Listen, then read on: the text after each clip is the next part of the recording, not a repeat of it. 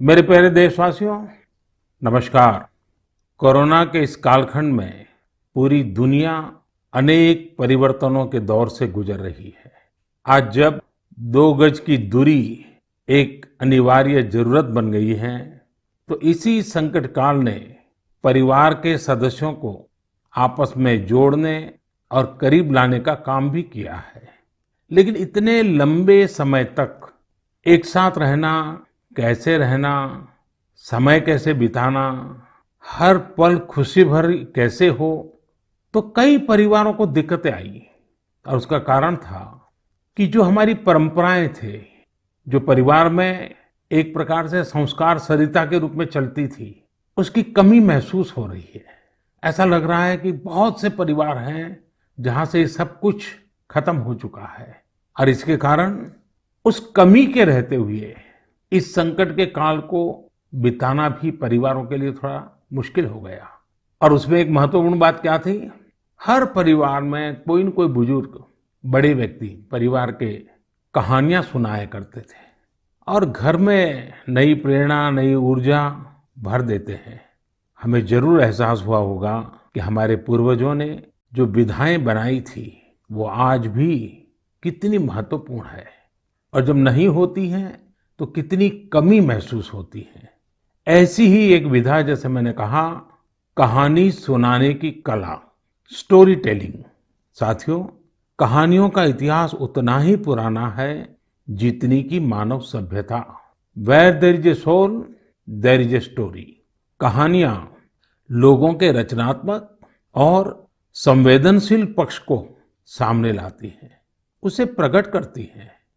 कहानी की ताकत को महसूस करना हो तो जब कोई माँ अपने छोटे बच्चों को सुलाने के लिए या फिर उसे खाना खिलाने के लिए कहानी सुना रही होती है, तब देखें।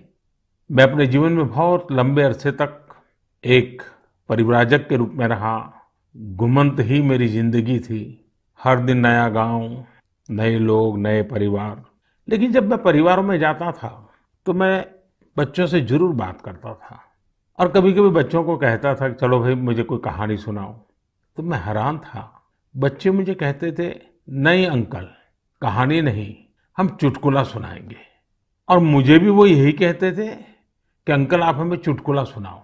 यानी उनको कहानी से कोई परिचय ही नहीं था। ज्यादातर उनकी जिंदगी चुटकुलों में समाहित हो गई थी। साथियों, भारत में कहानी कहने की या कहें किस्सा गोई की एक समृद्ध परंपरा रही है। हमें गर्व है कि हम उस देश के वासी हैं जहां हितोपदेश और पंचतंत्र की परंपरा रही है, जहां कहानियों में पशु पक्षियों और परियों की काल्पनिक दुनिया गढ़ी गई ताकि विवेक और बुद्धिमत्ता की बातों को आसानी से समझाया जा सके। हमारे यहाँ कथा की परंपरा रही है। ये धार्मिक कहानियां कहने की प्राचीन पद्धति है। इसमें कथाकालक्षेपम भी शामिल रहा है। हमारे यहाँ तरह तरह की लोक कथाएं प्रचलित हैं। तमिलनाडु और केरल में कहानी सुनाने की बहुत ही रोचक पद्धति है। इसे विल्लू पाठ कहा जाता है। इसमें कहानी और संगीत का बहुत ही आकर्षक सामंजस्य होता है। भारत में कठपुतली की जीवंत परंपरा भी रही है। इन दिनों साइंस और साइंस फिक्शन से जुड़ी कहानियां एवं कहानी कहने की विधा लोकप्रिय हो रही है। मैं देख रहा हूं कि कई लोग किस्सा गोई की कला को आगे बढ़ाने के लिए सराहनीय पहल कर रहे हैं। मुझे gaathastory.in जैसी वेबसाइट के बारे में जानकारी मिली, जिसे अमर व्यास बाकी लोगों के साथ मिलकर चलाते हैं। अमर व्यास IIM अहमदाबाद से MBA करने के बाद विदेशों में चले गए, फिर वापस आए। इस समय बेंगलुरु में रहते हैं और समय निकालकर कहानियों से जुड़ा इस प्रकार का रोचक कार्य कर रहे हैं। कई ऐसे प्रयास भी हैं जो ग्रामीण भारत की कहानियों को खूब प्रचलित कर रहे हैं। वैशाली व्यवहारे देशपांडे जैसे कई लोग हैं जो इसे मराठी में भी लोकप्रिय बना रहे हैं। चेन्नई की श्री विद्या वीर राघवन भी हमारी संस्कृति से जुड़ी कहानियों को प्रचारित प्रसारित करने में जुटी है। वहीं कथालय और the Indian story telling network नाम की दो वेबसाइट भी इस क्षेत्र में जबरदस्त कार्य कर रही हैं। गीता रामानुजम ने kathalaya.org में कहानियों को केंद्रित किया है। वहीं the Indian story telling network के जरिए भी अलग अलग शहरों के स्टोरी टेलर्स का नेटवर्क तैयार किया जा रहा है। बेंगलुरु में एक विक्रम श्रीधर है जो बापू से जुड़ी कहानियों को लेकर बहुत उत्साहित हैं। और भी कई लोग इस क्षेत्र में काम कर रहे होंगे। आप जरूर उनके बारे में सोशल मीडिया पर शेयर करें। आज हमारे साथ बेंगलुरु स्टोरी टेलिंग सोसाइटी की बहन अपर्णा अथरे और अन्य सदस्य जुड़े हैं। आइए उन्हीं से बात करते हैं और जानते हैं उनके अनुभव। हेलो। नमस्कार आदरणीय प्रधानमंत्री जी, कैसे हैं आप? मैं ठीक हूँ, आप कैसे हैं अपर्णा जी? बिल्कुल बढ़िया सर जी। सबसे पहले मैं बैंगलोर स्टोरी टेलिंग सोसाइटी की ओर से धन्यवाद देना चाहती हूँ कि आपने हमारे जैसे कलाकारों को इस मंच पे बुलाया है और बात कर रहे हैं। और मैंने सुना है कि आज तो शायद आपकी पूरी टीम भी आपके साथ बैठी हुई है। जी जी बिल्कुल बिल्कुल सर। तो अच्छा होगा कि आपकी टीम का परिचय करवा दें ताकि मन की बात के जो श्रोता है उनको परिचय हो जाए कि आप लोग कैसा बड़ा अभियान चला रहे हैं। सर, मैं अपर्णा अत्रेया हूँ। मैं 2 बच्चों की माँ हूँ, एक भारतीय वायुसेना के अफसर की बीवी हूँ और एक पैशनेट स्टोरी टेलर हूँ सर। स्टोरी टेलिंग की शुरुआत 15 साल पहले हुई थी जब मैं सॉफ्टवेयर इंडस्ट्री में काम कर रही थी। तब मैं CSR प्रोजेक्ट्स में वॉलंटरी काम करने के लिए जब गई थी, तब हजारों बच्चों को कहानियों की माध्यम से शिक्षा देने के मौका मिला। और ये कहानी जो मैं बता रही थी वो अपनी दादी माँ से सुनी थी, लेकिन जब कहानी सुनने वक्त मैं जो खुशी उन बच्चों में देखा, मैं क्या बोलूँ आपको, कितनी मुस्कुराहट थी, कितनी खुशी थी। तो उसी समय मैंने तय किया कि स्टोरी टेलिंग मेरे जीवन का एक लक्ष्य होगा सर। आपकी टीम में और कौन है वहाँ? मेरे साथ हैं शैलजा संपत। नमस्कार सर। नमस्ते जी। मैं शैलजा संपत बात कर रही हूँ। मैं तो पहले टीचर थी, उसके बाद जब मेरे बच्चे बड़े हुए तब मैंने थिएटर में काम शुरू किया और फाइनली कहानियों को सुनाने में सबसे ज्यादा संतृप्त मिला। धन्यवाद। मेरे साथ सौम्या है। नमस्कार सर। नमस्ते जी। मैं हूँ सौम्या श्रीनिवासन। मैं एक साइकोलॉजिस्ट हूँ। मैं जो काम करती हूँ बच्चों और बड़े लोगों के साथ, उसमें मैं कहानियों के द्वारा मनुष्य के नव रसाओं को जगाने में कोशिश करती हूँ और उसके साथ चर्चे भी करती हूँ। ये मेरी लक्ष्य है, healing and transformative story telling. नमस्ते सर। नमस्ते जी। मेरा नाम अपर्णा जयशंकर है। वैसे तो मेरे सौभाग्य है कि मैं अपनी नाना नानी और दादी के साथ इस देश के विभिन्न भागों में पली हूँ, इसीलिए रामायण, पुराणों और गीता की कहानियाँ मुझे विरासत में हर रात को मिलती थी। और बैंगलोर स्टोरी टेलिंग सोसाइटी जैसी संस्था है तो मुझे तो स्टोरी टेलर बनना ही था। मेरे साथ मेरे साथी लावण्या प्रसाद है। लावण्या जी नमस्ते। नमस्ते sir. I am an electrical engineer turned professional storyteller. Sir, I grew up listening to stories from my grandfather. I work with senior citizens in my special project called Roots, where I help them document their life stories for their families. Lavanya ji आपको बहुत बधाई। और जैसा आपने कहा, मैंने भी एक बार मन की बात में सबको कहा था कि आप परिवार में अपने दादा दादी नाना नानी है तो उनसे उनके बचपन की कहानियाँ पूछिए और उसको टैप कर लीजिए, रिकॉर्ड कर लीजिए, बहुत काम आएगा, ये मैंने कहा था। लेकिन मुझे अच्छा लगा कि एक तो आप सबने जो परिचय दिया अपना, उसमें भी आपकी कला, आपकी कम्युनिकेशन स्किल और बहुत ही कम शब्दों में बहुत ही बढ़िया ढंग से आपने अपना परिचय करवाया, इसलिए भी मैं आपको बधाई देता हूँ। Thank you sir, thank you. अब जो हमारे श्रोता लोग हैं मन की बात के, उनका भी मन करता होगा कहानी सुनने का। क्या मैं आपको रिक्वेस्ट कर सकता हूँ, एक तो कहानी सुनाएं आप लोग? जी बिल्कुल, ये तो हमारा सौभाग्य है जी। चलिए चलिए सुनते हैं कहानी एक राजा की। राजा का नाम था कृष्णदेवराय और राज्य का नाम था विजयनगर। अब राजा हमारे थे तो बड़े गुणवान, अगर उनमें कोई खोट बतानी ही था तो वो था उनका अधिक प्रेम अपने मंत्री तेनालीरामा की ओर और दूसरा भोजन की ओर। राजा जी हर दिन दोपहर के भोजन के लिए बड़े आस से बैठते थे कि आज कुछ अच्छा बना होगा, और हर दिन उनके बावर्ची उन्हें वही बेजान सब्जियां खिलाते थे। तुरई, लौकी, कद्दू, टिंडा, उफ। ऐसे ही एक दिन राजा ने खाते खाते गुस्से में थाली फेंक दिया और अपने बावर्ची को आदेश दिया, या तो कल कोई दूसरा स्वादिष्ट सब्जी बनाना या फिर कल मैं तुम्हें सूली पे चढ़ा दूंगा। बावर्ची बेचारा डर गया। अब नई सब्जी के लिए वो कहाँ जाए? बावर्ची भागा भागा चला सीधे तेनालीरामा के पास और उसे पूरी कहानी सुनाई। सुनकर तेनालीरामा ने बावर्ची को उपाय दिया। अगले दिन राजा दोपहर के भोजन के लिए आए और बावर्ची को आवाज दिए, आज कुछ नया स्वादिष्ट बना है या मैं सूली तैयार कर दूं? डरे हुए बावर्ची ने झटपट से थाली सजाया और राजा के लिए गर्मा गर्म खाना परोसा। थाली में नई सब्जी थी। राजा उत्साहित हुए और थोड़ी सी सब्जी चखे। वाह, क्या सब्जी थी! ना तुरई की तरह फीकी थी, ना कद्दू की तरह मीठी थी।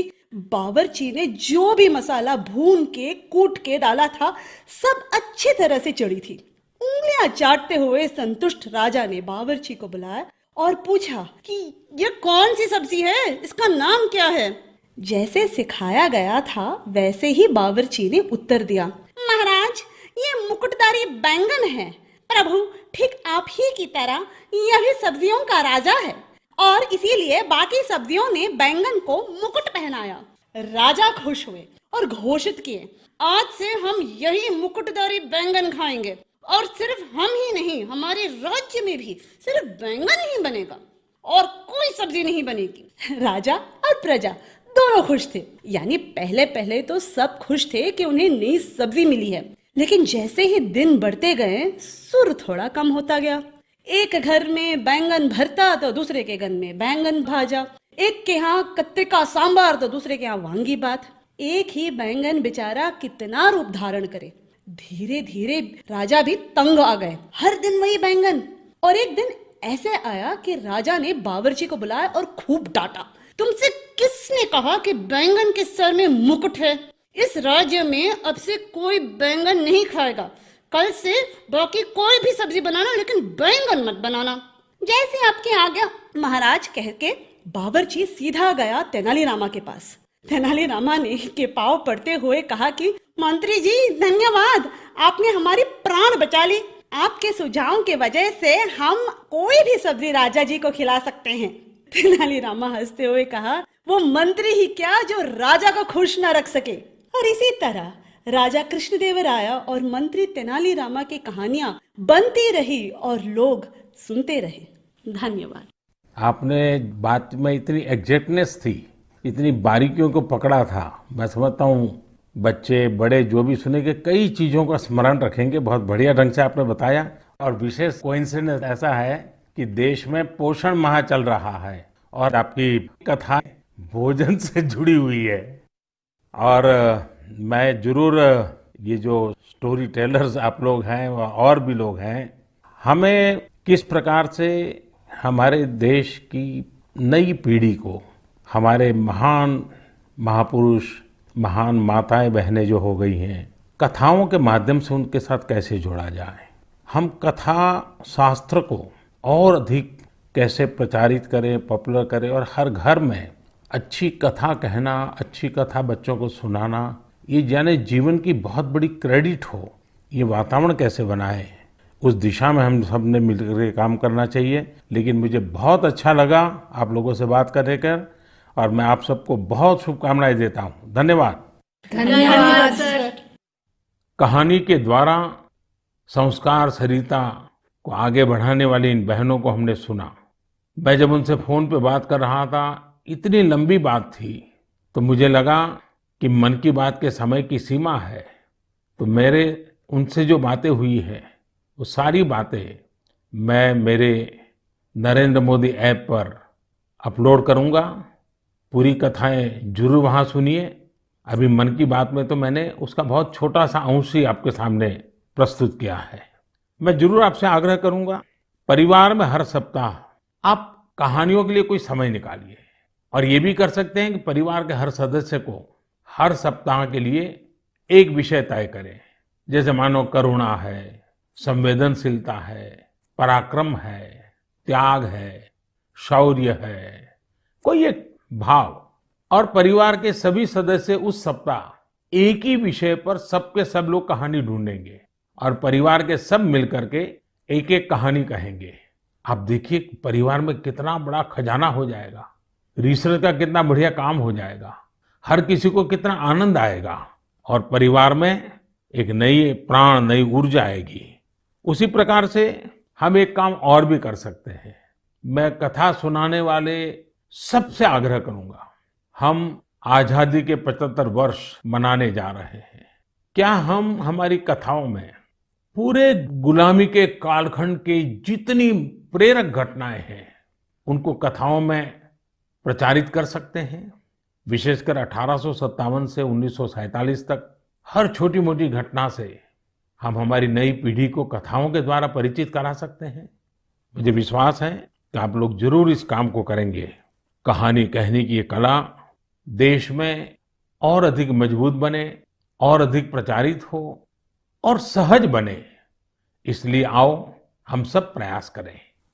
मेरे प्यारे देशवासियों, आइए कहानियों की दुनिया से अब हम 7 समंदर पार चलते हैं।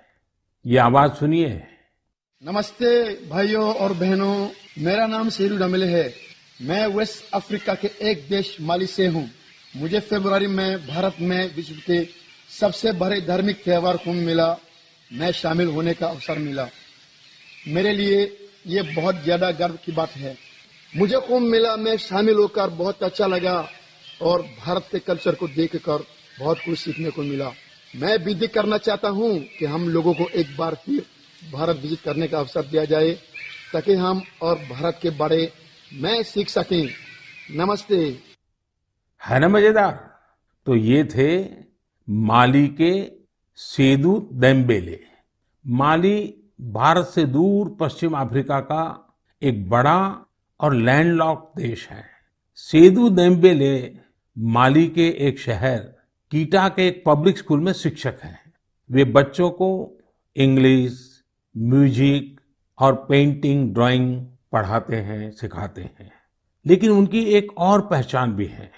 लोग उन्हें माली के हिंदुस्तान का बाबू कहते हैं और उन्हें ऐसा कहलाने में बहुत गर्व की अनुभूति होती है।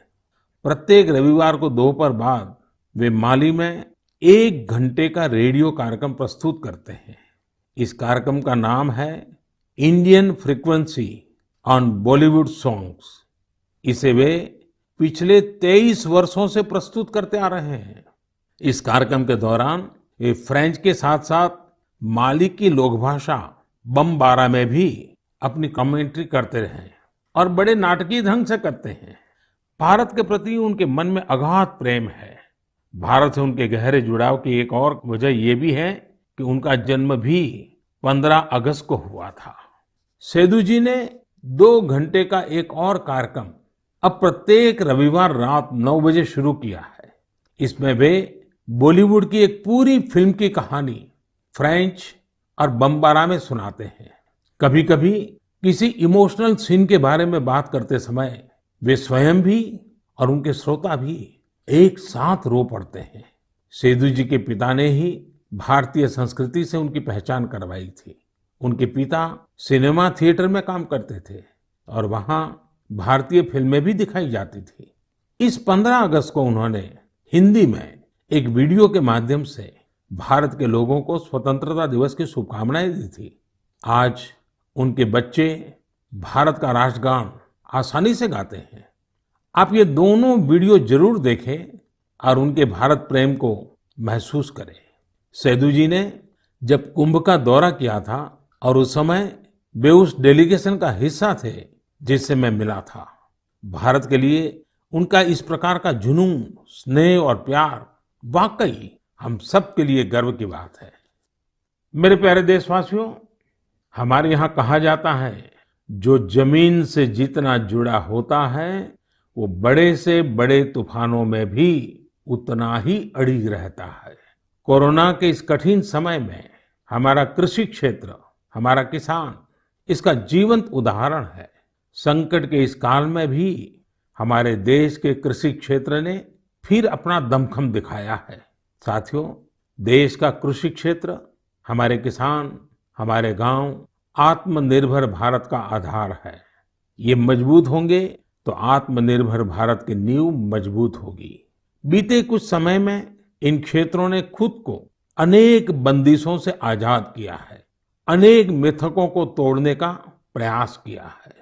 मुझे कई ऐसे किसानों की चिट्ठियां मिलती हैं, किसान संगठनों से मेरी बात होती है, जो बताते हैं कि कैसे खेती में नए नए आयाम जुड़ रहे हैं, कैसे खेती में बदलाव आ रहा है। जो मैंने उनसे सुना है, जो मैंने औरों से सुना है, मेरा मन करता है आज मन की बात में उन किसानों की कुछ बातें जरूर आपको बताऊं। हरियाणा के सोनीपत जिले के हमारे एक किसान भाई रहते हैं, उनका नाम है श्री कंवर चौहान। उन्होंने बताया है कि कैसे एक समय था जब उन्हें मंडी से बाहर अपने फल और सब्जियां बेचने में बहुत दिक्कत आती थी। अगर वो मंडी से बाहर अपने फल और सब्जियां बेचते थे तो कई बार उनके फल, सब्जी और गाड़ियां तक जब्त हो जाती थी। लेकिन 2014 में फल और सब्जियों को एपीएमसी एक्ट से बाहर कर दिया गया। इसका उन्हें और आसपास के साथी किसानों को बहुत फायदा हुआ। 4 साल पहले उन्होंने अपने गांव के साथी किसानों के साथ मिलकर एक किसान उत्पादक समूह की स्थापना की। आज गांव के किसान स्वीट कॉर्न और बेबी कॉर्न की खेती करते हैं। उनके उत्पाद आज दिल्ली की आजादपुर मंडी, बड़ी रिटेल चेन तथा 5 स्टार होटलों में सीधे सप्लाई हो रहे हैं। आज गांव के किसान स्वीट कॉर्न और बेबी कॉर्न की खेती से 2.5 से 3 लाख प्रति एकड़ सालाना कमाई कर रहे हैं। इतना ही नहीं, इसी गांव के 60 से अधिक किसान नेट हाउस बनाकर, पॉली हाउस बनाकर टमाटर, खीरा, शिमला मिर्च, इसकी अलग अलग वैरायटी का उत्पादन करके हर साल प्रति एकड़ 10 से 12 लाख रुपए तक की कमाई कर रहे हैं। जानते हैं इन किसानों के पास क्या अलग है? अपने फल सब्जियों को कहीं पर भी किसी को भी बेचने की ताकत है, और ये ताकत ही उनकी इस प्रगति का आधार है। अब यही ताकत देश के दूसरे किसानों को भी मिली है। फल सब्जियों के लिए ही नहीं, अपने खेत में वो जो पैदा कर रहे हैं, धान, गेहूं, सरसों, गन्ना जो उगा रहे हैं, उसको अपनी इच्छा के अनुसार जहां ज्यादा दाम मिले वहीं पर बेचने की अब उनको आजादी मिल गई है। साथियों, 3-4 साल पहले ही महाराष्ट्र में फल और सब्जियों को एपीएमसी के दायरे से बाहर किया गया था। इस बदलाव ने कैसे महाराष्ट्र के फल और सब्जी उगाने वाले किसानों की स्थिति बदली, इसका उदाहरण है Shri Swami Samarth farmers producer company limited. एक किसानों का समूह है।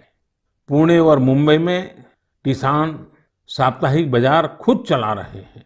इन बाजारों में लगभग 70 गांवों के 4,500 किसानों का उत्पाद सीधे बेचा जाता है, कोई बिचौलिया नहीं।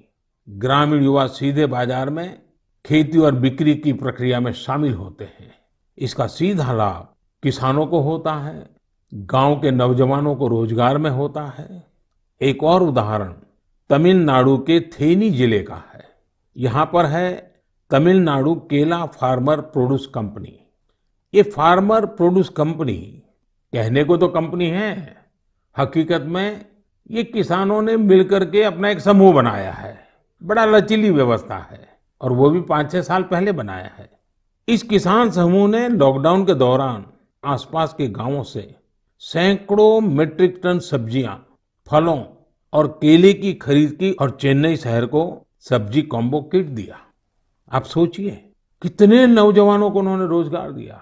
और मजा ये है कि बिचौलियों न होने के कारण किसान को भी लाभ हुआ, उपभोक्ता को भी लाभ हुआ। ऐसा ही एक लखनऊ का किसानों का समूह है। उन्होंने नाम रखा है इरादा फार्मर प्रोड्यूसर। इन्होंने भी लॉकडाउन के दौरान किसानों के खेतों से सीधे फल और सब्जियां ली और सीधे जा करके लखनऊ के बाजारों में बेची। बिचौलियों से मुक्ति हो गई और मन चाहे उतने दाम उन्होंने प्राप्त किए। साथियों, गुजरात में बनासकांठा के रामपुरा गांव में इस्माइल भाई करके एक किसान है। उनकी कहानी भी बहुत दिलचस्प है। इस्माइल भाई खेती करना चाहते थे, लेकिन अब जैसी ज्यादातर सोच बन गई है, उनके परिवार को भी लगता था कि इस्माइल भाई ये कैसी बात कर रहे हैं। इस्माइल भाई के पिता खेती करते थे, लेकिन इसमें उनको अक्सर नुकसान ही होता था। तो पिताजी ने मना भी किया, लेकिन परिवार वालों के मना करने के बावजूद इस्माइल भाई ने तय किया कि वो तो खेती ही करेंगे। इस्माइल भाई ने सोच लिया था कि खेती घाटे का सौदा है। वही सोच और स्थिति दोनों को बदल कर दिखाएंगे। उन्होंने खेती शुरू की, लेकिन नए तरीकों से, इनोवेटिव तरीके से। उन्होंने ड्रिप से सिंचाई करके आलू की खेती शुरू की और आज उनके आलू एक पहचान बन गए हैं।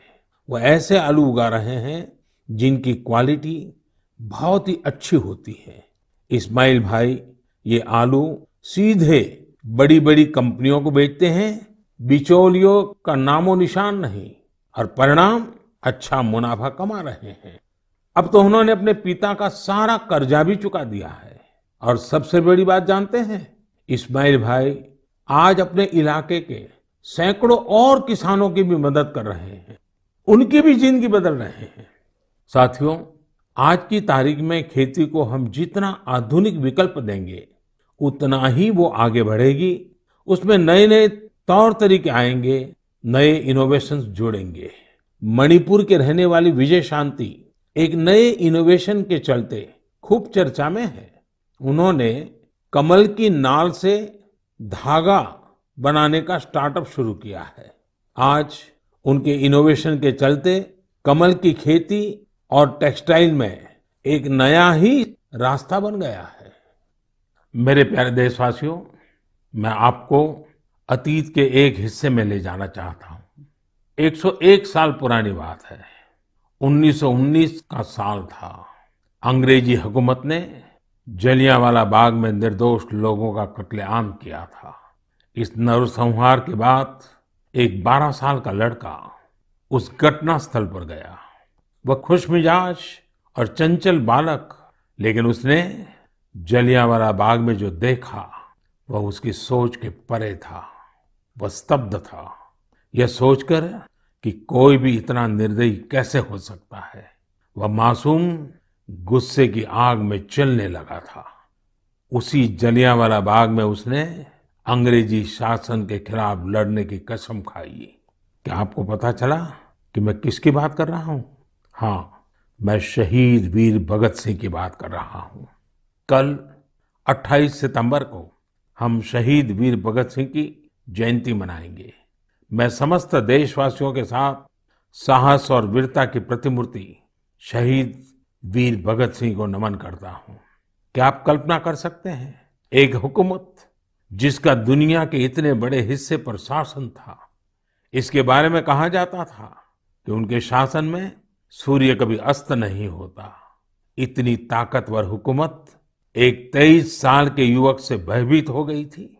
शहीद भगत सिंह पराक्रमी होने के साथ साथ विद्वान भी थे, चिंतक थे। अपने जीवन की चिंता किए बगैर भगत सिंह और उनके क्रांतिवीर साथियों ने ऐसे साहसिक कार्यों को अंजाम दिया जिनका देश की आजादी में बहुत बड़ा योगदान रहा। शहीद वीर भगत सिंह के जीवन का एक और खूबसूरत पहलू यह है कि वे टीम वर्क के महत्व को बखूबी समझते थे। लाला लाजपत राय के प्रति उनका समर्पण हो या फिर चंद्रशेखर आजाद, सुखदेव, राजगुरु समेत कई क्रांतिकारियों के साथ उनका जुड़ाव उनके लिए कभी व्यक्तिगत गौरव महत्वपूर्ण नहीं रहा। वे जब तक जिए सिर्फ एक मिशन के लिए जिए और उसी के लिए उन्होंने अपना बलिदान दे दिया। वह मिशन था भारत को अन्याय और अंग्रेजी शासन से मुक्ति दिलाना। मैंने नमो ऐप पर हैदराबाद के अजय एस जी का एक कमेंट पढ़ा। अजय जी लिखते हैं, आज के युवा कैसे भगत सिंह जैसे बन सकते हैं। देखिए, हम भगत सिंह बन पाए या न बन पाए, लेकिन भगत सिंह जैसा देश प्रेम देश के लिए कुछ कर गुजरने का जज्बा जरूर हम सबके दिलों में हो। शहीद भगत सिंह को यही हमारी सबसे बड़ी श्रद्धांजलि होगी। 4 साल पहले लगभग यही समय था जब सर्जिकल स्ट्राइक के दौरान दुनिया ने हमारे जवानों के साहस, शौर्य और निर्भीकता को देखा था। हमारे बहादुर सैनिकों का एक ही मकसद और एक ही लक्ष्य था, हर कीमत पर भारत मां के गौरव और सम्मान की रक्षा करना। उन्होंने अपनी जिंदगी की जरा भी परवाह नहीं की। वे अपने कर्तव्य पथ पर आगे बढ़ते गए और हम सब ने देखा कि किस प्रकार वे विजयी होकर के सामने आए, भारत माता का गौरव बढ़ाया। मेरे प्यारे देशवासियों, आने वाले दिनों में हम देशवासी कई महान लोगों को याद करेंगे जिनका भारत के निर्माण में अमिट योगदान है। 2 अक्टूबर हम सबके लिए पवित्र और प्रेरक दिवस होता है। यह दिन माँ भारती के 2 सपूतों महात्मा गांधी और लाल बहादुर शास्त्री को याद करने का दिन है। पूज्य बापू के विचार और आदर्श आज पहले से कहीं ज्यादा प्रासंगिक है। महात्मा गांधी का जो आर्थिक चिंतन था, अगर उस स्पिरिट को पकड़ा गया होता, समझा गया होता, उस रास्ते पर चला गया होता, तो आज आत्मनिर्भर भारत अभियान की जरूरत ही नहीं पड़ती। गांधी जी के आर्थिक चिंतन में भारत की नस नस की समझ थी, भारत की खुशबू थी। पूज्य बापू का जीवन हमें याद दिलाता है कि हम ये सुनिश्चित करें कि हमारा हर कार्य ऐसा हो जिससे गरीब से गरीब व्यक्ति का भला हो। वहीं शास्त्री जी का जीवन हमें विनम्रता और सादगी का संदेश देता है। 11 अक्टूबर का दिन भी हमारे लिए बहुत ही विशेष होता है। इस दिन हम भारत रत्न लोकनायक जयप्रकाश जी को उनकी जयंती पर स्मरण करते हैं। जेपी ने हमारे लोकतांत्रिक मूल्यों की रक्षा में अग्रणी भूमिका निभाई है। हम भारत रत्न नानाजी देशमुख को भी याद करते हैं, जिनकी जयंती भी 11 तारीख को ही है। नानाजी देशमुख जयप्रकाश नारायण जी के बहुत निकट साथी थे। जब जेपी भ्रष्टाचार के खिलाफ जंग लड़ रहे थे तो पटना में उन पर प्राण घातक हमला किया गया था। तब नानाजी देशमुख ने वो वार अपने ऊपर ले लिया था। इस हमले में नानाजी को काफी चोट आई थी, लेकिन जेपी का जीवन बचाने में वो कामयाब रहे थे। इस 12 अक्टूबर को राजमाता विजयाराजे सिंधिया जी की भी जयंती है। उन्होंने अपना पूरा जीवन लोगों की सेवा में समर्पित कर दिया। वे एक राज परिवार से थी। उनके पास संपत्ति, शक्ति और दूसरे संसाधनों की कोई कमी नहीं थी, लेकिन फिर भी उन्होंने अपना जीवन एक माँ की तरह वात्सल्य भाव से जन सेवा के लिए खपा दिया। उनका हृदय बहुत उदार था। इस 12 अक्टूबर को उनके जन्म शताब्दी वर्ष के समारोह का समापन दिवस होगा। और आज जब मैं राजमाता जी की बात कर रहा हूँ तो मुझे भी एक बहुत ही भावुक घटना याद आती है। वैसे तो उनके साथ बहुत सालों तक काम करने का मौका मिला, कई घटनाएं हैं, लेकिन मेरा मन करता है मैं आज एक घटना का जरूर जिक्र करूं। कन्याकुमारी से कश्मीर हम एकता यात्रा लेकर के निकले थे। डॉक्टर मुरली मनोहर जोशी जी के नेतृत्व में यात्रा चल रही थी। दिसंबर जनवरी कड़ाके के ठंड के दिन थे। हम रात को करीब 12-1 बजे मध्य प्रदेश ग्वालियर के पास शिवपुरी पहुंचे। निवास स्थान पर जाकर के, क्योंकि दिन भर की थकान होती थी, नहा धो करके सोते थे और सुबह की तैयारी कर लेते थे। करीब 2 बजे होंगे, मैं नहा धो करके सोने की तैयारी कर रहा था तो दरवाजा किसी ने खटखटाया। मैंने दरवाजा खोला तो राजमाता साहब सामने खड़ी थी। कड़ाके की ठंड के दिन और राजमाता साहब को देख करके मैं हैरान था। मैंने माँ को प्रणाम किया। मैंने कहा, माँ आधी रात में? उन्होंने कहा, नहीं बेटा, आप ऐसा करो मोदी जी, दूध पी लीजिए, ये गर्म दूध पी करके ही सो जाइए। हल्दी वाला दूध खुद लेकर के आई। और लेकिन जब दूसरे दिन मैंने देखा तो वो सिर्फ मुझे नहीं, हमारी यात्रा की व्यवस्था में जो 30-40 लोग थे, उसमें ड्राइवर भी थे और भी कार्यकर्ता थे, हर एक के कमरे में जाकर के खुद ने रात को 2 बजे सबको दूध पिलाया। माँ का प्यार क्या होता है, वात्सल्य क्या होता है, उस घटना को मैं कभी नहीं भूल सकता हूँ।